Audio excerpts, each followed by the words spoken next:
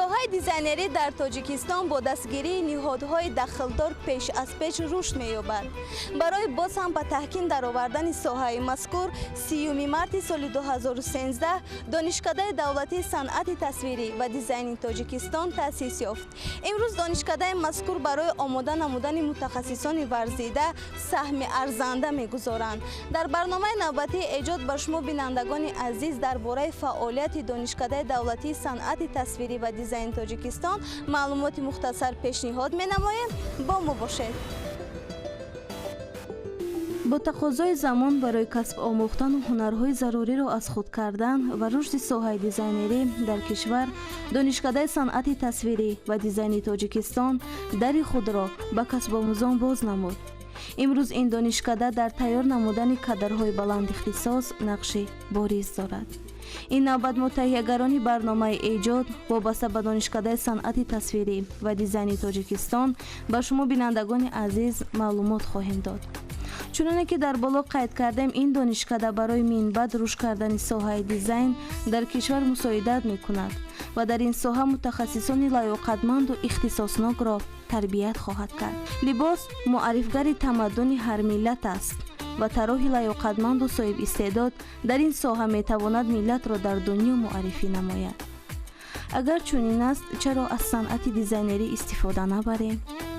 дизайн яъне тарроҳ тавассути санъати тасвирӣ ва ороиши либос хаёлоти рангини худро пешниҳоди мизоҷ мегардонад. бо маҳорат ва тавонмандии тартиби муайяни таррезии дизайнер ба оянда назар кардан мумкин аст. зеро тарроҳ метавонад ба либос ва тарзи омода намудани он фармоишҳои мизоҷонро омода намояд.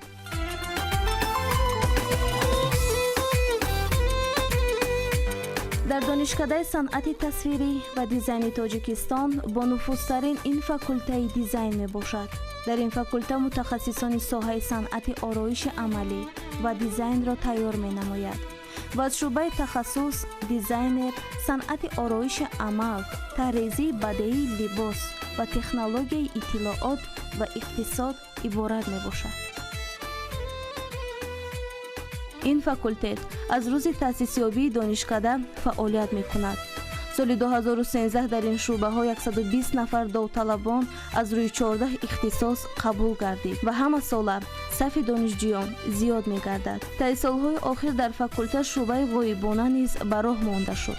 айни замон таҳсил дар факулта аз рӯи забони давлатӣ ва русӣ бо ду шакли таҳсил рӯзона ва ғоибона ба роҳ монда шудааст. бояд қайд кард ки ба донишҷӯён устодони варзидаи ин соҳа таълим медиҳанд.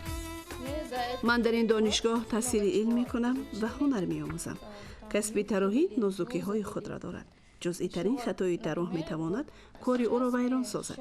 аз якум курсӣ ин ҳунарро меомӯзам. мо бештар либосҳои мардонаро омода месозем. оҳиста оҳиста нозукиҳои ин касбро аз худ кардам. ба воситаи телевизион баъзан онҳоро намоиш медиҳанд. ман кӯшиш мекунам ки андаке ҳам бошад ба онҳо монанд бошам ва ҳунари онҳоро омӯзам. ҳар яки мо тарроҳи дӯстдоштаи худ, яъне идеали худро дорем. барои омода намудани либоси хуштар арзиши матоъ муҳим нест. муҳим он аст ки тарроҳ либосро чӣ гуна метавонад пешниҳод намояд. ин санъат бо болоравии дараҷаи зисту зиндагӣ вобаста мебошад.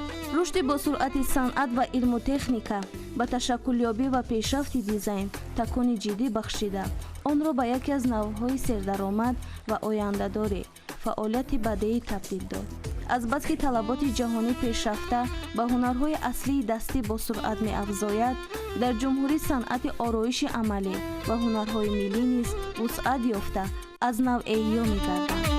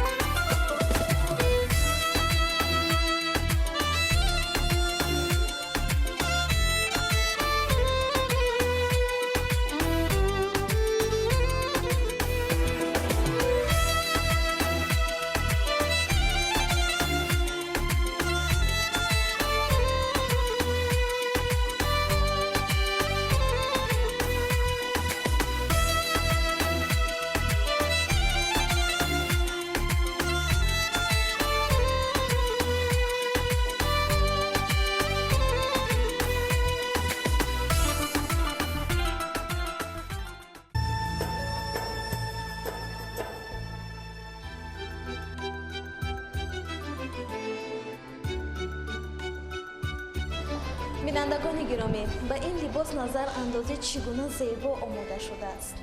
метавон гуфт ки ҳангоми омода намудани либос дар баробари нигоҳ доштани асолати маданияти либосдӯзӣ инчунин тарроҳ навпардозиро сарфи назар накардааст. пас метавон гуфт ки ҳунаромӯзони донишкадаи санъати тасвирӣ ва дизайни тоҷикистон дар оянда барои муаррифии фарҳангу миллат саҳми арзанда мегузоранд. либоси шинаму зебо худ як санъат аст ва агар онро бо тарзи миллӣ омода гардида, он инъикоскунандаи меҳр, муҳаббат, иффати занона ва таърихи либософарии миллӣ мебошад. боиси хушнудист ки имрӯз тарроҳони тоҷик ба табъу завқи гулдухтарону бонувони тоҷик либосҳои миллиро омода мекунанд. аслан ман дар фикри тарроҳ шудан ҳам набудам. Ин пешниҳодро ба ман падарам кард ва вақте ки ман ба ин донишкада дохил шудам, ҳатто аз уҳдаи духтани чизҳои оддӣ намебаромадам. муддати 2 сол мешавад ки ман дар ин ҷо таҳсил мекунам. аллакай аз нисф зиёд ёд гирифтам. то ин дам ман 3 коллексияи худро пешниҳод намудам. мо бештар дар либосҳои миллӣ, дар матоъҳои миллӣ, атлас, чакан, попур либосҳои аврупоиро истифода мебарем. дар донишкада ба мо тарроҳони номдори тоҷикистон аз ҷумла Маргарита Исламбековна, Шоира Акрамовна ва Абутробова Зулола дарс мегӯянд. то ин дам ман 3 коллексияи худро пешниҳод намудам. коллексияи якуми ман аз матоъҳои миллӣ ва нақши попур истифода шудааст ва коллексияи дуюмам низ аз матоъҳои миллӣ ва коллексияи сеюмам бошад аз матоъи миллӣ, яъне атлас ва попур. коллексияи якуми дуюми ман дар дохили донишгоҳ ки як чорабиниҳои фарҳангӣ баргузор кард, дар он ҷо иштирок намудам, дар он ҷо пешниҳод намудам ва коллексияи сеюмамро бошад дар чорабинии иди байналмилалии Наврӯз. дар он ҷо пешниҳод намудам ва ин кӯшиш талошҳои ман бенатиҷа намонд ва дар он ҷо соҳиби диплом, ифтихорнома ва мукофоти пулӣ гаштам. ҳангоме ки ба кори донишҷӯёни донишгоҳ назар кардем, натиҷаи омӯзиш ва донишандозии онҳоро дида шод гардидем. зеро ин соҳа барои мо дар зиндагӣ муҳимияти зиёд дорад. дилноза каримова донишҷӯи курси дуюми ин факулта мебошад. ба пешаи интихоб кардааш бо дилгармии амиқ ва дӯстдорӣ муносибат мекунад. дилноза агарчи донишҷӯ аст, бо омода намудани либосҳои хуштарҳи миллӣ муваффақ гардидааст. бинандагони гиромӣ, агар инсон ба касбе ё коре даст занад ва онро бо нияти неку анҷом диҳад, албатта муваффақ хоҳад шуд. дилноза низ бо ин ҳунар дар чорабиниҳои фарҳангӣ ширкат меварзад ва куртаҳои чакан, попур, атласу адраси худаш омода кардаро ба намоиш мегузорад ва аз тарафи тамошобин хуб пазируфта мешаванд. дилноза нозукиҳои ин касбро аз устодони донишгоҳ омӯхтааст ва ҳамеша мекӯшад ки дар ин ҷода соҳибҳунар гардад. боиси хушнудист ки духтарони мо ба ин касби пуршараф ва зарурӣ майлу рағбати беандоза доранд ва онҳо аз матоъҳои миллӣ чунин либосҳои зебову шинамро омода мекунанд. муаллимаи ҷавону тарроҳи беҳамто Зулола Абутрабоваро имрӯз ҳамагон мешиносанд ва дар ин ҷода устоди кори хеш гардидааст. Зулола ба донишҷӯён ҳунари тарроҳиро меомӯзонад ва худ низ дар ин ҷода муваффақ мебошад. ман тарроҳи ҷавон Абутробова Зулола дар донишгоҳи санъат ва дизайни Тоҷикистон дарс медиҳам. ихтисоси иҷрои лоиҳа дар масолеҳ. дарси иҷрои лоиҳа дар масолеҳ дарс медиҳам. яъне фан дар бораи чӣ мебошад? фан дар бораи аввал якумкурсода яъне чӣ хел кашида мешавад, чӣ хел эскиз кашида мешавад, чӣ хел аму эскиза либос мепӯшонанд. баъд ҳастанд мавзӯъҳои ҳархела. яъне ҳастанд мавзӯъҳое ки дар амун либос истифода намудани нақшҳои миллӣ, матоъҳои миллӣ, кашидани амун эскиз бо матоъҳои миллӣ, бо орнаментҳои нақшии миллӣ амон бо услубҳои дигари аврупоиро истифода мекунем. яъне асосан мо услубро меомӯзонем. яъне чанқа услубе ки услуби классики, услуби авангард, услуби ретро ва бисёр услубҳои дигарро низ меомӯзонем. худам аллакай тамом кардам донишгоҳро ва ним сол шудааст ки ҳамин донишгоҳ ба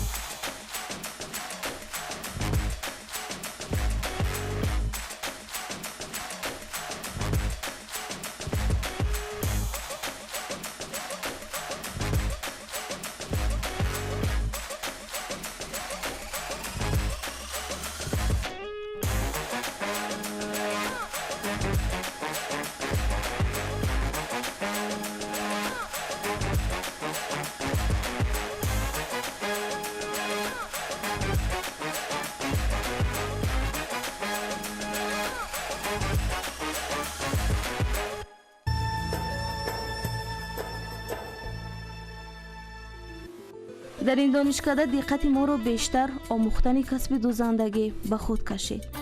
омода намудани либосҳои хушдухт аз матоъҳои гуногун ба тарзи миллӣ ва аврупоӣ барои гулдухтарони зебои тоҷик ба ҳусни онҳо ҳусни дигар зам мекунад.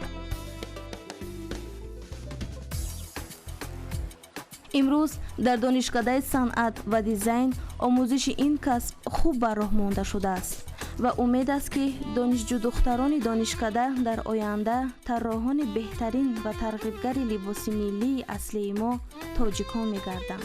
аз дидгоҳи ман чӣ хел аст, яъне ман нақс мебинам худам либоси аврупоиро, вале беҳтар он мешуд ки яъне баъди дар ҳамон либоси аврупоӣ нақшҳои миллии худамон бошад, матоъҳои миллии худамон бошад, чунки мо бояд амин фарҳангамон аз байн наравад. яъне мо тарроҳон яъне бояд кӯшиш ғайрат кунем ки бештар дар либосҳо яъне амин атласу адрасу беқасаму алочаю яъне матоъҳои миллиамон, нақшҳои миллиамон истифода шаванд. ва баъди кушода шудани яъне донишгоҳи санъат ва дизайни тоҷикистон баъди аллакай маълум аст ки тарроҳон бисёр ҷудоам бисёр кор карда истоданд. ман ҳамчун тарроҳи ҷавон кӯшиш менамоям ки бо либосҳои бо нақшҳои миллӣ, бо матоъҳои миллӣ ҳамчун саҳмгузори фарҳанги миллии тоҷикона бошам.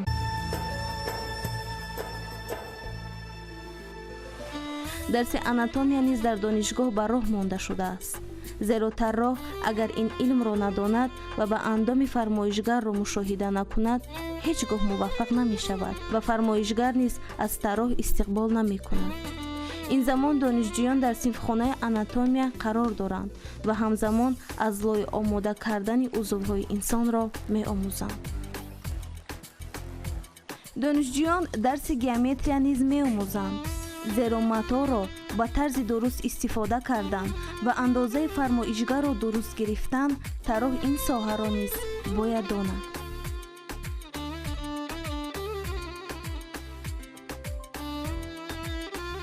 ман ҳозир дар курси дуюм мехонам. то ин вақт мо бисёр нозукиҳои ҳамин ихтисоси дизайнро омӯхтем ва аз дарси лойсозӣ мо бояд ёд гирем ки ҳамин фаҳмем, ҳис кунем ҳамин чӣ гуна ҳаст ин рӯй. бояд мо мехапем, ҳис мекунем, месӯзем. мо одамам мекашем, бо одам кор мекунем. барои ҳамин таъссурот бояд дошта бошем. раванди таълим хеле хуб аст дар ин донишгоҳ. ман якум курси ба ягон умуман духта наметонистам. ҳозир фақат мо либосҳои аврупоӣ мегузарем.